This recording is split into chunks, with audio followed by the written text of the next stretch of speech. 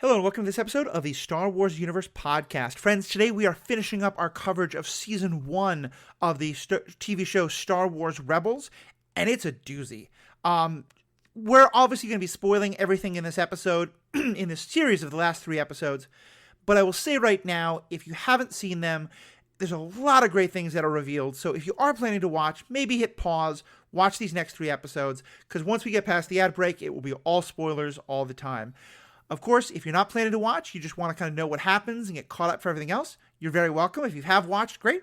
But just want to let you know, if you don't want to be spoiled, hit pause, watch the episodes, and then come back. It'll be very much worth your while. But with that being said, we will get into spoilers. We'll get into all the discussion with myself, Sarah, and Riki Hayashi right after this commercial break that I have no control over. But maybe Riki does? Who knows? No. Commercial for McDonald's. There you go.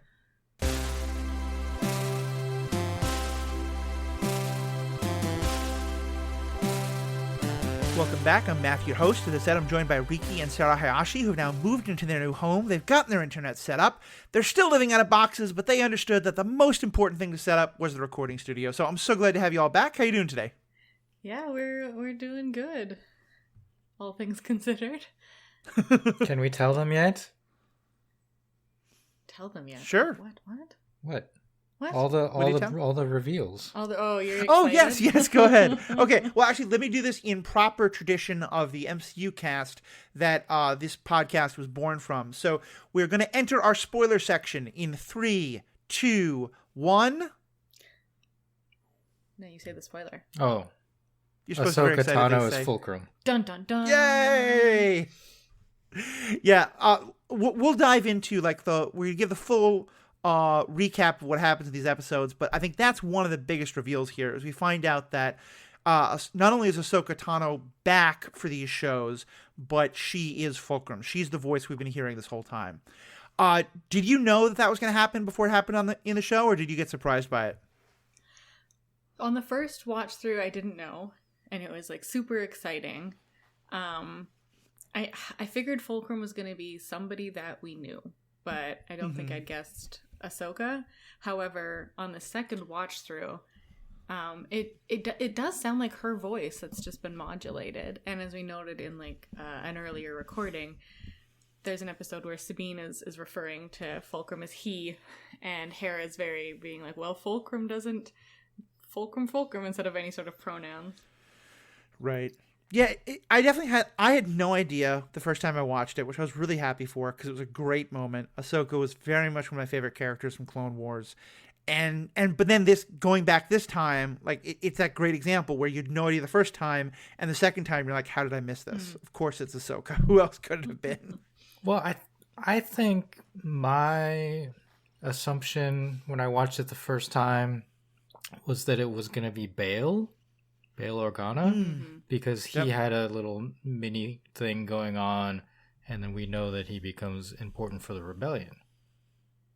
Yeah. I mean, we did see Bail at the end of this arc of episodes as well, but yeah, just not as Fulcrum.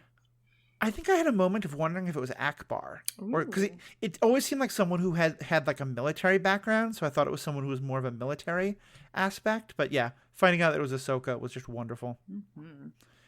So for those who are especially confused, especially because there's another important character, not just from the Clone Wars, but who we know sort of from the Clone Wars, who was introduced at the end of this episode as well, this episode arc. Let's actually tell you what happens in the episodes. And I will go first. So basically we have 3 episodes here, but it's one arc, one story. So we're just going to talk about it as kind of one 3-part episode. So getting started. Grand Moff Tarkin, another person we haven't seen before who's shown up, visits Lothal to deal with the rebels. In light of discovering that Travis is actually an Imperial spy, the rebels debate broadcasting a message to the nearby star systems about their cause. Ezra adamantly supports the idea since his parents had broadcast secret messages from their basement for years. Kanan decides to invade the main Imperial communications tower on Lothal. The rebels think they have the element of surprise, but they do not take into account the arrival of Tarkin, who has deduced where they will strike. The Inquisitor and Callus are sent out to capture Kanan alive to earn back Tarkin's trust. When the Imperial forces attack the group at the tower, Kanan instructs the team to leave him and thus is captured himself. The team is able to have Ezra send a message of hope, urging those living under the oppression of the Empire to fight before Tarkin orders the tower to be destroyed, ending their broadcast. After failing to find where Kanan is being detained, Hera is urged by Fulcrum to put the crew of the Ghost into hiding. Against Hera's orders to leave Kanan, Ezra devises a plan to rescue him. He strikes a deal with Vizago for an unspecified favor in the future, and learns that due to the destruction of the Imperial Communications Tower, the Empire is forced to send all its messages via courier droids. Meanwhile, Kanan is brought aboard Tarkin's ship, where he is tortured by the Inquisitor as the Empire hopes to gain more information about the rebels. The crew of the Ghost substitute a disguised chopper for an Imperial courier droid so he can access the Empire's data on Kanan, eventually learning that Tarkin plans to transfer Kanan to the prison on Mustafar, where, according to Hera, Jedi go to die. The crew of the Ghost seize an Imperial transport and use a TIE fighter that Zeb and Ezra had previously stolen and said was destroyed, but turns out no, and disable Tarkin's Star Destroyer in the Mustafar system. Ezra frees Kanan using the duct system, while Hera, Sabine, and Zeb attempt to secure an escape route. Ambushed in the engine room, Ezra and Kanan face the Inquisitor in a lightsaber duel, during which Ezra falls and is believed to be dead by Kanan. Abandoning his fear of losing Ezra, Kanan succeeds in destroying the Inquisitor's lightsaber and rupturing the ship's engine, into which a defeated Inquisitor casts himself to his death. Ezra reveals himself to be alive, and to have gotten a scar during the battle with the Inquisitor, and escapes with Kanan. Both groups successfully emerge from the doomed destroyer with stolen ties. Chopper arrives in the stolen transport, alongside a number of other ships, and they all successfully escape into hyperspace. The rebels are greeted by Senator Bail Organa and Fulcrum, the latter of whom is revealed to be Ahsoka Tano, who tells the group that they are just one cell out of many working... It's revealed to be Ahsoka Tano, who tells the group that they are just one cell out of many working for a larger rebellion. On the fall, Tarkin introduces Agent Kallus to Darth Vader, who has been selected by Emperor Palpatine to hunt the rebels in the Inquisitor's place. Yeah, so we've got Tarkin, we've got Vader, we've got Tano. We got a lot going on here. What's your take on these episodes? Yeah, when you mentioned like we hadn't seen Tarkin before, I thought we had, and I think I'm just thinking of Bad Batch, where he was sort of in the beginning of that. I was like, oh yeah, good old Cheekbones wasn't in this one. I mean, we saw him a lot in... It's certainly not the first time we saw him since A New Hope, because we saw him a lot in Clone Wars when he was still a Republic officer. Yeah, is he like General Tarkin? Admiral Tarkin. No, he's Grand Moff, moving on up in the world.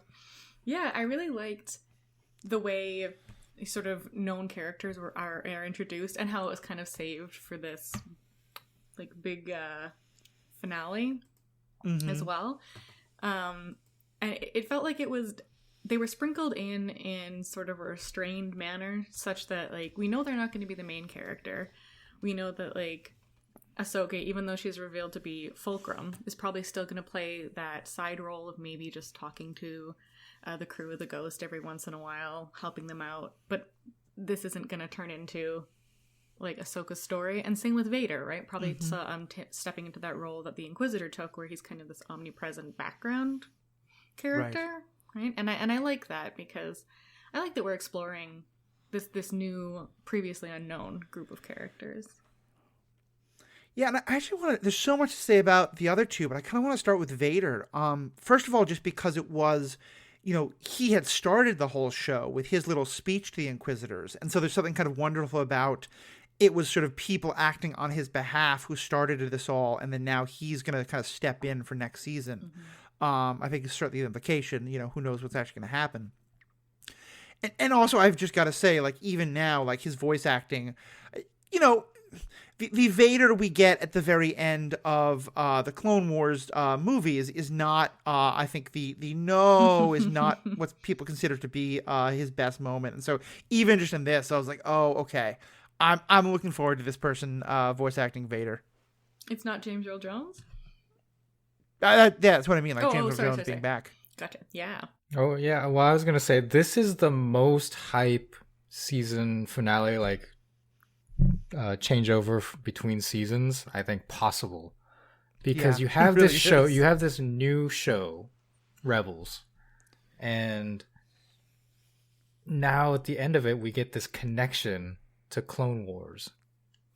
And not only that, but it's kind of guiding the way towards the future. I mean, we know that Vader has to survive this whole ordeal because he's in the movies. Ahsoka, at the time that this show came out, we did not have the Mandalorian yet, so very much her future was in doubt because a lot of people were like, okay, well, if Ahsoka's part of the rebellion, clearly something must happen to her because Right. she would have played a more prominent role. So now we're going to find out what role she plays and possibly what happens to her. Right. And I don't think it's coincidence that, in the Clone Wars, as we've talked about, the relationship between Anakin Skywalker and Ahsoka Tano was such an important part of that show. And introducing Ahsoka right at the same time as we're reintroducing Vader, who's obviously Anakin Skywalker, like, I don't think that's coincidence. You don't, at this point, we have no idea how that's going to play out or what's going to happen, but you have to wonder if sort of, those two are going to reconnect in some way. Right, because the galaxy does not know that Anakin became Vader. So presumably at this point, Right. Ahsoka does not know. And Right. for them to come into conflict and for her to possibly find out is going to be heartbreaking. Yeah. Yeah, but even like Matthew was saying, introducing them as this pair, right? That even far across the galaxy, we as the audience, we still see them both basically simultaneously. Right. And just kind of further back on what you're saying there about No One Knows, in the Thrawn books, the most recent Grand Admiral Thrawn books, which are officially canon, kind of more introducing, that character that we know is going to happen in some later shows. There's a great book where it is Thrawn and Vader, while also flashbacks of Thrawn and Anakin. And Thrawn figures out that Vader is Anakin, and it's very clear that, like, no one is supposed to know that, and even Vader tries hard to kind of, like, in Vader's mind, he thinks about the Jedi who came before, but he never thinks of himself as the same person, and he's, horrified to think that Thrawn might even have figured it out, like, have a sense of it. So yeah, at this point, no one knows that, to be sure, except Vader himself and the Emperor. Yeah, and I guess, like, Tarkin doesn't even know, hey? Yeah, I think there's going to be, like, Tarkin spent a lot of time with Anakin, and Tarkin's pretty close to the Emperor, so, like, maybe he suspects. But yeah, I don't think we get any knowledge of that, certainly from what we've seen so far. Yeah. There have been suggestions that Tarkin knows, but plays it close to his chest because, it's Vader. You don't want to make him angry. Sure. Yeah. I do like, though, that one thing this also establishes, and it's something that I'll back up here a second. Like, when I remember, like, my memory of A New Hope, particularly because I then saw the later movies, when I was a kid, is that, like, Darth Vader's in charge of everything. Because that's certainly how it seems. Like, he is second in command to the Emperor. And then I went back and rewatched A New Hope when I was, like, maybe, like, in my teenage years, and I realized Tarkin's in command. Like, it's not exactly clear where Vader stands in the chain of command, but, like, Tarkin tells him to stop choking the guy, and Vader's like, as you wish. And I don't think he says those exact words. He's not Wesley, but he says something like that. Actually, I think he does actually say "as you wish," just very different tone. But the point is, like, Tarkin is the one in command, and in the same way, I think it's really interesting that the Inquisitor has been played off so far as, like, he's working directly for Vader, for the Empire. He's the Force user. Can run rings around Callus. And Tarkin's coming in here and saying to both Callus and the Inquisitor, you've both failed. You both need to do better. And it's pretty clear that Tarkin, this completely non-Force using person, can boss around the Inquisitor. And I just thought that was really interesting, seeing, like, how the dynamic of power plays out there. Yeah, I mean, I think back to the line at the beginning of New Hope where, Leia says that Tarkin's holding Vader's leash, right? And so I guess Vader is kind of this, like, attack dog more than, like, person in the chain of command. He's just kind of like Palpatine's, attack dog, I guess, is, like, the best metaphor here, where he's not actually making decisions insofar as like how the Empire is being run. He's just there to like round up and exterminate the Jedi. Mm-hmm. Well, yeah, Vader is Palpatine's executioner. Yeah, that's a better word. Basically, if he shows up somewhere, whether it's like a planet in rebellion or an Imperial ship, he's there to mete out some kind of punishment to somebody. And certainly, like, by the Empire Strikes Back, his flagship, the Super Star Destroyer, is called the Executor. Or Executor. Yeah. It's never clear. They never say it. But either way, like, that is his mission, is to go mete out Palpatine's punishment. Yeah, and then Tarkin is the political number 2, basically, behind Palpatine. And he's played his hand up to this point to become this powerhouse politically, and yet is able to boss around even Vader. So yeah, it's definitely interesting to see that. And I really like, and we're going to kind of bounce around from different topics here, but let's just stick with Tarkin for a bit. Tarkin has this very interesting idea because he comes to Lothal. He's asking both Kanan and not Kanan, Callus and the Inquisitor, like the two different sides of the Empire, what's happening here? And they're both saying, like, well, it's difficult because it's Jedi. And Tarkin's very clear. The Jedi is dead. I knew the Jedi. They died. And he basically talks about how that we have to be very concerned about what the Jedi represent. That if the Jedi are still alive, it means hope. It means that maybe the Emperor is wrong. And I just think it's really interesting there that, like, both Callus and the Inquisitor are there to fulfill their mission.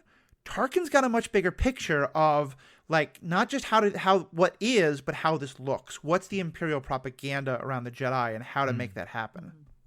Yeah, it's definitely about propaganda. Because as we have commented in the past, like, it's only been 15 years. Like, how could people forget about the Jedi?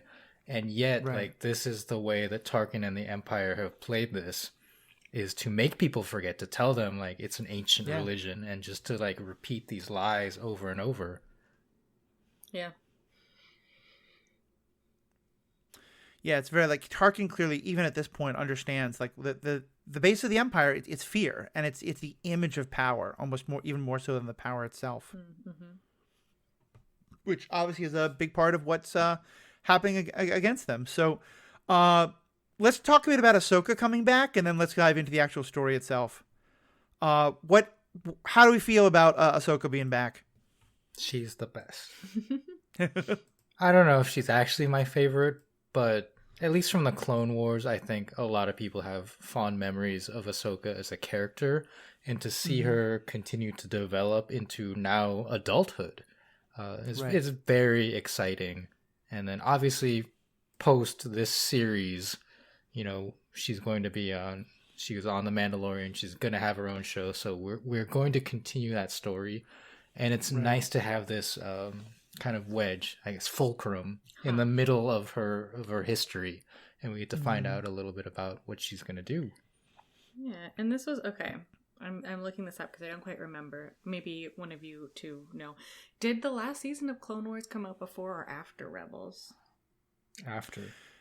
Okay. Yeah. And that was like Ahsoka's season, basically.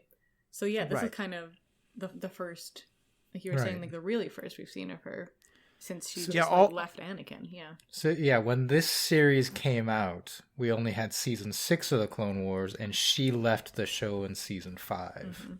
When she was accused of betraying the Jedi Order, and then she was acquitted, but then she was like, this isn't for me, and left, and that was kind of it. Right. Yeah, she had her one little buddy cop episode with, oh God, why can't I remember her name? Ventress, and then that was rode off into the sunset. I'm thrilled by it. I love having the connective tissue, of someone who was part of everything during the Clone Wars and kind of remembered that. And I found it especially important because, Anakin was always kind of the soft-hearted one, but the attached one who wanted to go back and help people. Ahsoka often was that even more so. She was very, like, she was a good warrior, but she hated the idea of, having to sacrifice people or having to leave people behind. And when you think about how a lot of what we've known about Fulcrum has been very jaded, has been, even these episodes before we know it's Ahsoka, it's, telling Hera she can't go back for Kanan, telling them that they were wrong to make this big public pronouncement because the whole point is to stay quiet. There's such a jadedness and a cynicalness to Fulcrum that I feel just finding out, you always want to know what happened, but just finding out that that's who Ahsoka is now tells you so much about how much she's changed since she left the Jedi. Yeah, and I do like that. I mean, she only has a few lines, but in that she kind of admits that, she was wrong and that it was Ezra's message of hope that has sort of brought more rebel cells out into the open, or like banded them together, right? So, yeah, while she's Fulcrum, like, you're right, she's totally this like jaded character, but now that she's kind of like revealed herself to be Ahsoka, there's like the sense of her kind of getting her hope back, right? Like Ezra's provided this hope for her and with the rest of the rebels and the rest of the galaxy, right? Yeah, I mean, it's fairly fitting for her that, like, she has become jaded, she has become cynical, but the first chance anything could pull her back, she's like, okay, nope, we're back. Like, I'm in. Yeah. But they have to be very careful. I mean, at this point in the galactic history, there is no rebellion, right? These are just small cells of groups of people. Bail's fleet is, 3 blockade runners, I believe? Yeah.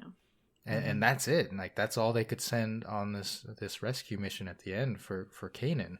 So militarily, like, they are not a threat to the Empire. But as we talked about with Tarkin, like, it is the idea of hope that they provide to people, that the hope that there can be something different than Imperial rule that is most dangerous right now for the Empire. Yeah, and I like that she, I don't know, like when she reveals, like, yes, we had to come help you get Kanan back because, like, we can't have these 2 icons of hope dying to the Empire anymore, right? Like, there's still the sense of, like, I guess we have to do this. Yeah. But, like, yeah, it is just, like, this small cell, but I don't know, like, even, like, Ezra seeing that there's 4 other ships and that they're not alone out there, I think just gives them such hope. Yeah. Yeah, I mean, I think it's exactly what Tarkin was afraid of, and that way Tarkin's right. And one thing I knowing that this was coming, I was paying more attention to this. One thing I saw a lot in the first season is that the things the Empire would do when they were kind of like, talking down to the rebels or trying to convince people not to be part of this rebel group was to say, like, look, you're just insignificant. You're just these couple of people on this one planet.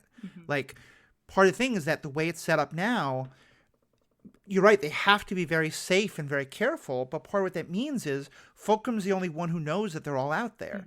And that means that, like, if you're just a couple people on this one ship, the Ghost, on this one planet, Lothal, it's easy to think you're completely isolated. And that part of what's happening now is people are realizing, wait a minute, no, other people on other planets are rising up too. Yeah, well, that's even one of the points when, kind of getting back to Tarkin a little bit, when he's torturing Kanan, trying to get information out of Kanan where the other rebel cells are. Like, Kanan doesn't even know that there are rebel cells, right? Because it's only Hera who's been talking to Fulcrum. And, like, she mentions, we did this purposefully so that if one of us did get captured, we couldn't reveal any information. But yeah, just, like, how eye-opening it must be to be like, oh yeah, we're not actually just this group of 5 all by ourselves on this random planet. Nice. So let's talk about the story itself. And I don't think we can go through, like, kind of all the ins and outs. There's a lot of kind of adventure story to it. But, clearly, so we get the Inquisitor and Kahless are kind of sent out to, to finally capture these things. And Ezra has this idea to broadcast. How do you feel about the kind of that whole Ezra storyline of them winding up sacrificing Kanan, at least as I understand it, in order to get this message out? Yeah, I don't even know if that's, like, it's kind of a self-sacrifice, especially, and I don't know, I feel sad. Yeah, Ezra has to accept it, but it's Kanan's choice for sure. Yeah, and I don't even think Ezra does accept it, right? Because he's the one who's like, we're going back for him. But he's so reluctant to do this broadcast because this is how he lost his parents. And then when they do find out that they've been caught, that it's a trap, and Kanan's telling them all to go, he looks directly at Ezra and is like, I will be on the next lift up. I'm going to be right behind you. Don't worry about it. Just get out of here. Which is clearly a lie, right? And so I don't know. I just feel so bad for Ezra because he's lost so much. I think Kanan believed it at the time, possibly, until the Inquisitor came. And then he realized that he had to sacrifice himself. Mostly because he was the one that the Inquisitor wanted, right? Well, him and Ezra. But he figured if he sacrificed himself there, he could help Ezra get away. And the rest of them, right. Yeah. Yeah, because I mean, to me, it's very much a Obi-Wan kind of sacrificing himself to Vader to let them, escape in the Millennium Falcon back into New Hope. Mm-hmm. And I don't think that's because I think you're right. He doesn't think that he doesn't know that it's 100% going to be a sacrifice, but I think he certainly knows it's a possibility. Yeah. Yeah, I don't know. I like that it is Ezra who reads out the message when they're doing it right, kind of tying back to his family reading those. Yeah. Definitely. Yeah. It's very fitting. The part that I did not like was Tarkin's play, because when they discover that this communication is going out, the tech says something techie, like we can't stop it for whatever reason. And then Tarkin just blows up the whole tower. And it's like, how bad are your techs that you can't stop this? Like, you can't cut the power to this station? Well, or something? I think it's like, yeah, I guess. That's like it just seems like there should have been some way to stop this other than firing missiles at it. But that was the only thing that kind of bothered me, although it shows the ruthlessness of Tarkin. Yeah. And he says something like, you don't know how to win a war, but I do. And it's like, I'm just going to blow up my own tower. That'll show you. And I think that's part of it. That he's showing, like, here's what I'm willing to sacrifice. I will blow stuff up to screw you over. Yeah. I agree with you. I think the scientific gobbledygook they use to justify the plot point is dumb, but the plot point itself is great. And I really appreciate that the next couple episodes, we see the Empire being hampered by the fact that they don't have the normal communications that they used to. And that, he didn't just blow up a piece of architecture. Like, he hurt the Empire's ability, but he felt like it was necessary. And the thing is, probably he's right. Yeah. Like, as hard as it is for them now without the communications, every moment Ezra was spending on the radio was just, that much more people being converted. It is the plot device that keeps giving. When they're like, oh, they're using courier droids, so we can just replace one with Chopper. Yes. Yeah, and like the troopers are all fed up that they have to use courier droids, so they're not like... They're not checking. They're not paying super attention. They're like, oh, whatever, it's late. Here it is. Let's just go. I hate this. Yeah. Which I get, right? That makes sense. I thought when you said like the folly of Tarkin's plan, I thought you were going to talk about how they knew that they were coming to invade the tower, and we're like, no, let's not get him. Let's let him do it, and then we'll set up a trap. Because that seems like a thing that is often tried by the Empire and often goes very, very wrong. Oh, yeah, but this is before most of the times they've done that. I guess. True. And plus, most of them happened after Tarkin was dead, so like, he doesn't really know that one way or the other. Like, let's just do the Tarkin move, It is a fairly common trope by now. Yeah, we know, but they don't know we know. They don't know that we know that they know. Right. Yeah. That whole thing. I mean, it does remind me of one of the few lines that I really like from Phantom Menace. I think it's Phantom Menace. No, I'm sorry. It's in Return of the Sith, where I think it's one of those two. But the point is that like Obi-Wan is with either Anakin or Qui-Gon, and they're talking about how that they think they're about to walk into a trap, and it says, "What should we do?" And Obi-Wan says, "Well, spring the trap."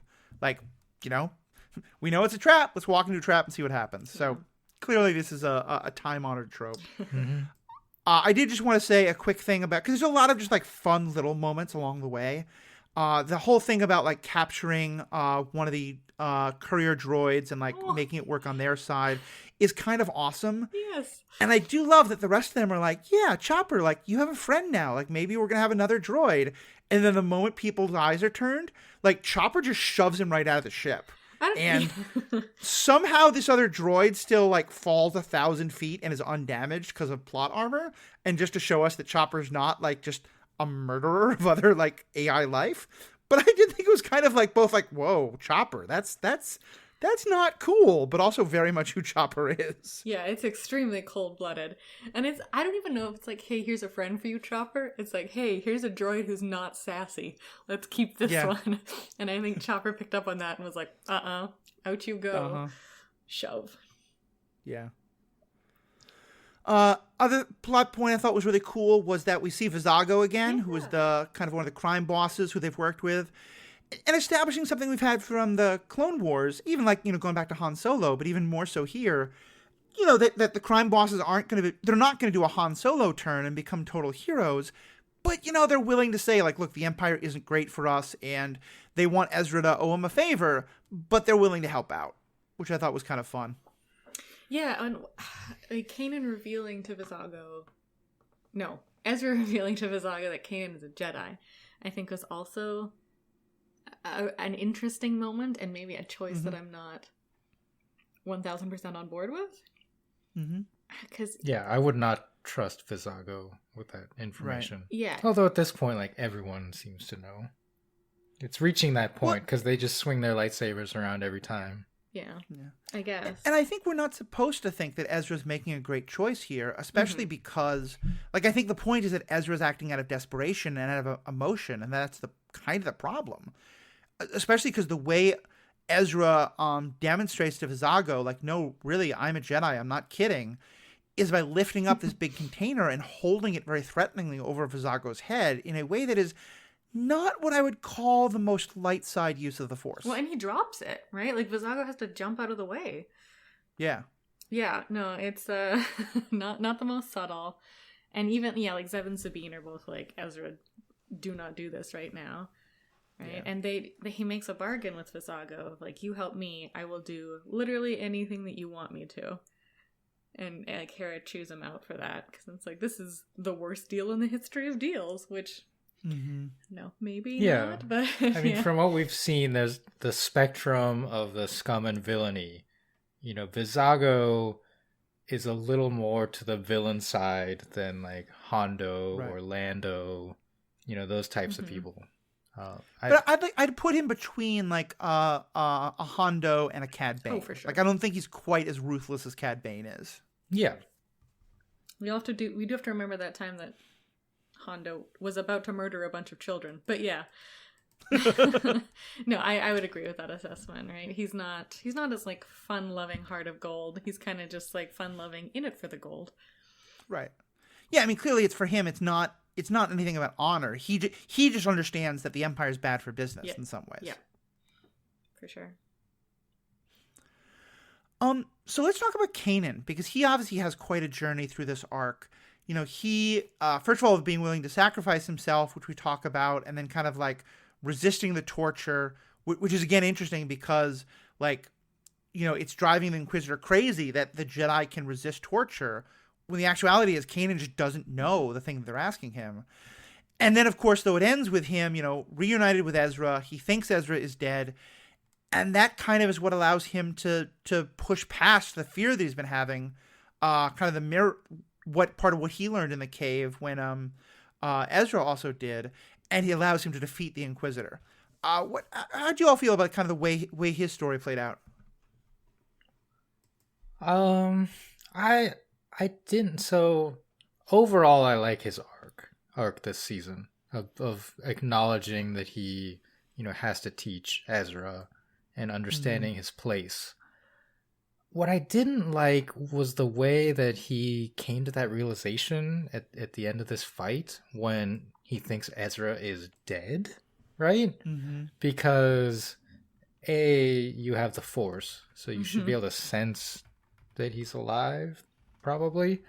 B, Ezra, we later find out, like, falls onto another platform, and we like, it's not that far. So if you just, like, peeked over the side, you would have seen him. And it just seemed a little convenient on that front. Yeah, at first I thought that, like, Kanan was playing it off, to the Inquisitor, like, oh no, I'm gonna pretend like my friend's dead and be sad, and then when you come over here, I'm gonna stab you.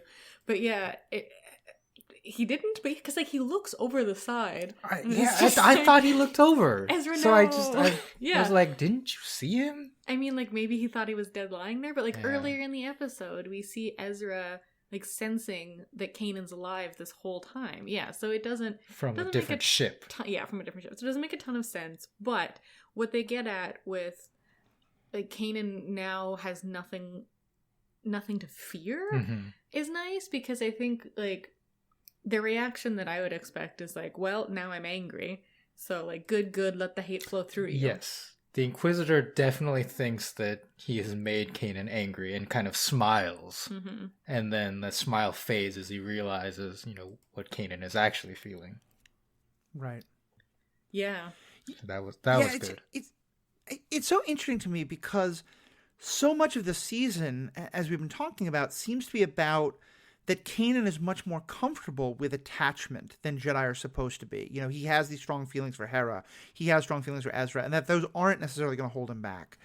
But here, but I don't think it's just his attachment to Ezra. I think it's the idea of, it's the sort of thing where, like, if you're too scared to fail at something, you can never really succeed at it. And that he's so worried about, failing at teaching Ezra or getting Ezra killed, that there's almost a sort of like once that's dead, he has nothing else to lose, and that's when he's able to really like turn on the special mode and defeat the Inquisitor. Like, I know kung fu, yeah. But it's I feel like there's so much that happens in these 3 episodes that I'm willing to forgive it a bit. But that being said, I think this is another case where they're trying to set up a character moment, and I really appreciate the character moment they set up. But I don't think they do a good job of setting it up, if that makes sense. Oh, yeah, I totally agree. Completely agree. Yeah, I think I agree as well. Yeah. And I just have to say, once again, like, my ultimate pet peeve of the Star Wars universe. They are fighting in the engine room, and there are these weird, walkway planks with no guardrails, and that's why Ezra falls to his quote-unquote death. And it doesn't, this is the engine room. This is one of the most sensitive parts of the ship, as we see, and there's just no safety standards. But the aesthetic, the architect will not have those guardrails. Just in there. imagine being a repair person, like an engine repair person, and like, whoa, I dropped my wrench like 400 feet or whatever. Yeah. Yeah, we've talked about the desperate need for OSHA, for office of workplace safety standards and stuff like that. If nothing else, they might decide that having a pit that goes right to your main reactor in the main command room for your Emperor is not the best idea either. But also another thing to be discussed. I need like a whole movie, the way Rogue One kind of retconned the Death Star exhaust port, to be a design weakness. I need a whole movie about this, like someone who designs the ships and then like as a joke says like, what if we just have no handrails? And they're like, that seems like a great idea. Like, oops. Okay, so I'm going to go off on a weird tangent here, and I'm sorry. But like the whole no handrails thing is completely bonkers, especially when this is like an industrial setting and oh my gosh, put handrails on there. But there are so many cases of like buildings, especially with staircases not having handrails, like floating staircases in the middle of a room. I'm thinking like mid-century modern, like split levels, because those handrails really obstruct your line of sight and they're ugly, right? So there's so much fight for older buildings to like grandfather in this lack of handrail, so much so that like people will go without renovating their houses, because if you start the renovation, then you've got to put these handrails up to meet safety code. Right. So it's just like, no, I don't need the handrails. I'll fall to my death on the stairs. That's okay. But like in the engine room, is that when ridiculous. You're like mainly focusing on aesthetics? And I will also continue to maintain that as much as I agree with you that the handrails thing is ridiculous, it's the fact that, as we established a couple of episodes earlier, TIE fighters don't have windshield wipers. Yes. Yep. That most bothers me. But anyway, it was a long kind time of ago. moving on. Yeah. I did think it was kind of a fitting way for the Inquisitor to end, and Inquisitor's one of those characters where it's kind of a little bit like you gotta. I don't think he could have stayed just this in imposing figure who kept almost winning but not quite beyond a season. And the first time I saw it, I was really quite surprised that they let him die because he'd been kind of the main big bad. But I thought it was very fitting. And I the more I think about it, the more I feel like it would not have worked to keep him along beyond then. Well, the way that Kanan defeats him is one of the best like lightsaber moments in the history of Star Wars. So Kanan has his lightsaber and then Ezra's when he thinks Ezra's dead. So he's dual wielding. And then the Inquisitor has his double-bladed, like, spinning thing that he holds in the middle so that the two blades are spinning around the middle piece. And then Kanan just like, oh, well, there's nothing in the middle where you're holding it. And he just sticks both his lightsabers in there and then, like, splits them apart. And it's it's a great moment. Yeah. I even love, like, how... and Ezra notices this as well, but how Kanan is using Ezra's lightsaber first in like gun mode, then instantly flipping to sword mode, and then like back to gun mode real fast to like keep the Inquisitor off his game. Yeah, it's great. He's kind of excited to be able to use the gun. Yeah. He's like, hey, mine doesn't do that. Yeah. Well, I loved it for two reasons. One is it looked awesome and it was kind of great fighting. But the other thing is it answered the question I have, which is, you know, why don't people have this badass lightsaber that the Inquisitors have 20 years later? You know, and I think anytime in a prequel you introduce cool new technology, the question is always like, why don't people use it later? And here at least I can sort of buy like, yeah, everyone thought this was a great thing for the Inquisitors to have until Kanan proved actually it's incredibly vulnerable to being attacked through the middle. So maybe we don't use it anymore. Stab them in the stomach, which is not great. Yeah. But yeah, and the way that the duel ends, the Inquisitor is hanging off the platform, and Kanan is standing above him, and the Inquisitor tells him, like, what's the exact line? It's like, there are fates, there are things worse than death. It's yet to come, or something like that. And then he lets go. Like, the worst is yet to come. And then after that, we get the reveal of Darth Vader coming to Lothal. So the idea that the Inquisitor was afraid of surviving this duel and then having to face Darth Vader and tell him that he failed to defeat Kanan was just like unbearable for him, and he would rather fall to his death. Yeah. Yeah, I thought that felt very fitting. Yeah. And although the sense that I got was that part of it is that he's afraid of Vader, but I think also that it's also somewhat a like, not quite honor, but there's something like it of like, he just doesn't want to live with himself having failed like that. I mean, yeah, I don't think he would, right? Like, I'm pretty sure Vader would force choke him to death. But yeah, right. I get what you're saying, right? Like, it being seen as his failure is not something that the Inquisitor is chill with, right? So he chooses to just fall to his death. And I think even like, instead of letting Kanan have the satisfaction of killing him, or something, or saving him. Yeah, that would be even worse, I think, from the Inquisitor's mind. But yeah, the whole time I was just like, cut off his head, Kanan, cut off his head. We know that people can survive being chopped in half and like mysteriously falling down tubes. Right. But yeah. Yeah, there's just no falling damage anywhere in the Star Wars universe. That's definitely been proved. Yeah. And I guess this is a spoiler, right? That the Inquisitor does not return. He did, in fact, die here. But when I watched it, I definitely had that moment of, oh, like, Maul survived. Yeah. Yeah. Well, we don't know. You know, maybe the Inquisitor's going to come back in something later. In a future series. Yeah, maybe. Jeez. Yeah. Sure. He's Why a not? really cool character. Well, the whole ship blows up it sure after does. this. But, okay, Maul literally chopped in half. So, I mean, you know. Stranger Things. And fell down once again, a very deep pit that's there for no good reason. You know, design choices. That one doesn't even have a railing. No. Vader's got to like actually throw Palpatine over the railing. Yeah. Anyway, okay, let's get me off this. One other just quick little throwaway moment, but that I really loved was when they do finally go to get the TIE fighter that Zeb and Ezra had said they destroyed, but it turned out they hadn't. Not only has it been kept all this time, but Sabine painted it. Yes. And it just looks like this awesome, like, punk rock, you know.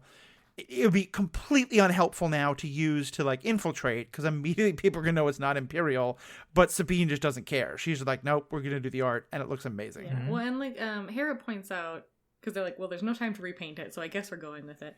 But like Hera points out, they're not going to be looking at it. They're going to be scanning it, and they won't see it until it's too late. So we're probably fine. And Sabine also has a nice moment, I believe, at the beginning of episode 2 in this arc, where they steal the transport ship. She's distracting the stormtroopers at this hangar, and they're like, she's back, the artist. So she's got this reputation amongst the stormtroopers of being this graffiti artist. Yeah, which is really fun. Yeah. Because clearly, like, she does graffiti, but clearly they know that it's a lot more than that, you know, because they're not just like, oh, graffiti is back, that's bad. It's like, the artist, you know? For sure, yeah. Giving her the cred she deserves. Go ahead. Oh, I was just going to say another time moment that I thought was, like, cold-blooded is when, like, Kanan and Ezra get to the hangar bay, and they're like, oh, we can take the Inquisitor's tie. Guess he's not going to be using it. Nyuk, nyuk, nyuk. It's just like, guys, wow, chill.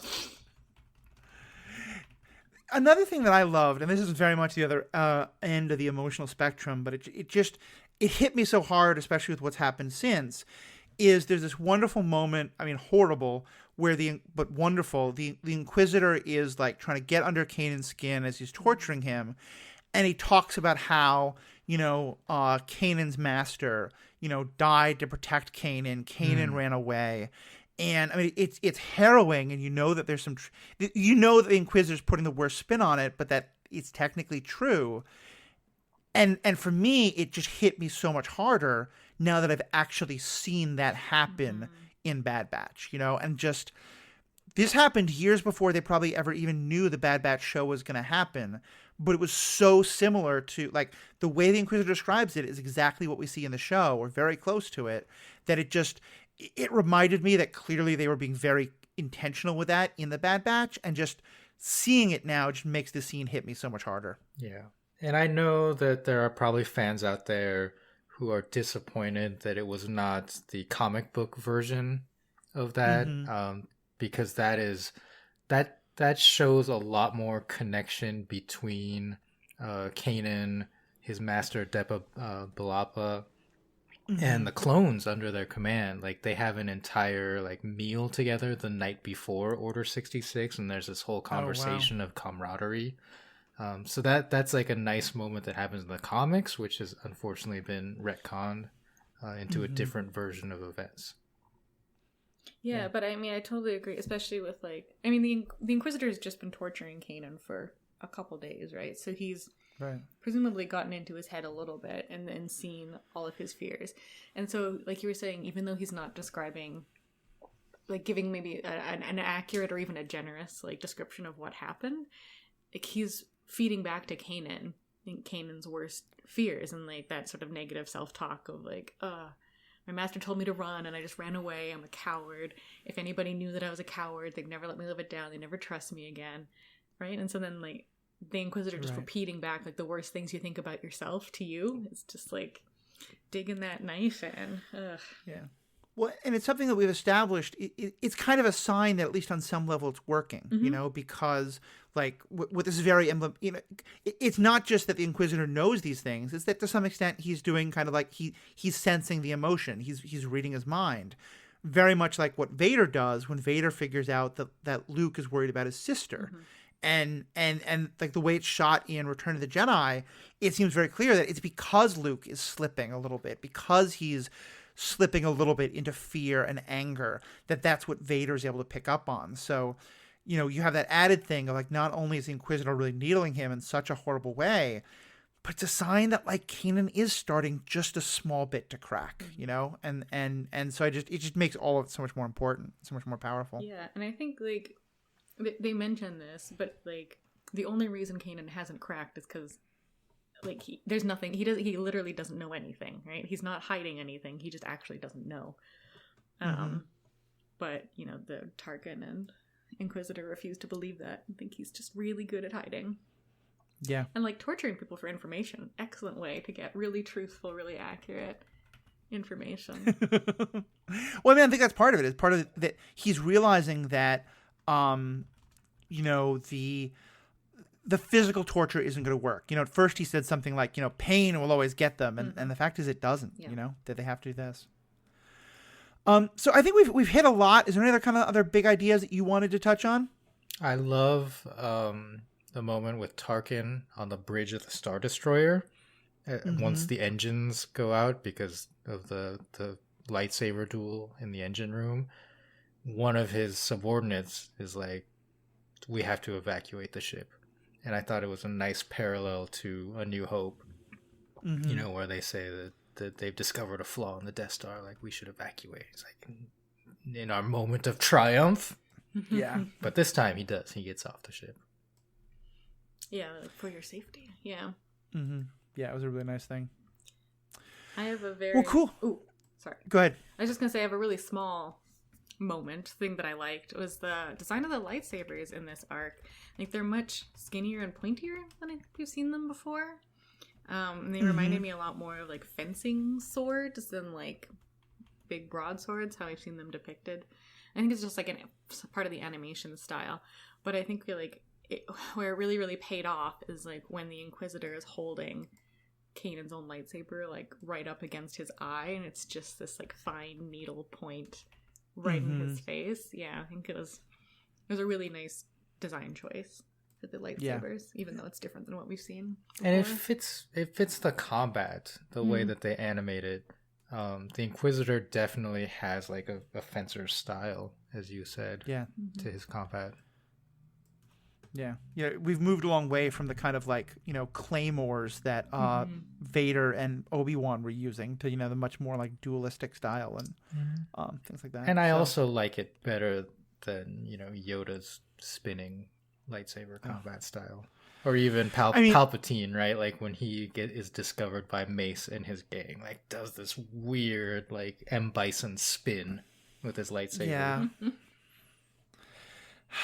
Yeah, I have so many issues with that we do not even need to go into into that. All right.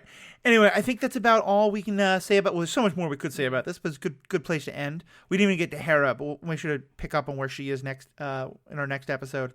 For Riki and Sarah, I know you guys are just kind of settling in now, but if people want to find more of what you're doing or what you're creating, where can they look?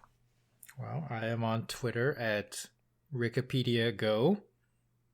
And I'm on Instagram at Sarah Hayashi Ceramics and Etsy/shop/Hayashi Ceramics. Although the shop updates have been on a brief hold just while we're moving and everything. So my apologies there, but there should be some stuff up, some wintry goodies, like some knit headbands and maybe some like hot cocoa mugs and sort of stuff like that. Maybe Christmas decorations. Who's to say? Awesome. So definitely check that out, folks. I will also say, you know, if you like this podcast, please check out my other podcast, Superhero Ethics. And most importantly, like, let us know what you think. What was it like for you the first time you found out that Ahsoka was Fulcrum? And not only that she was Fulcrum, but that meant she was going to be back. Seeing the Inquisitor's death, seeing anything about this. Your general thoughts on season 1 of Rebels. We'd love to hear it. You can contact us by going to theethicalpanda.com. That's our website. There you'll also find all the ways to find us on Facebook, Twitter, email, all the different ways you can find us, whether you want the conversation to be in private, in public, whatever it is. Of course, also please check out my other podcasts. Like I said, Superhero Ethics. You can also check out all the other great podcasts on the Stranded Panda Podcast Network. So I have myself, Riki, Sarah, thank you all so much. Thanks for being great fans, and have a good day. Chopper, so good.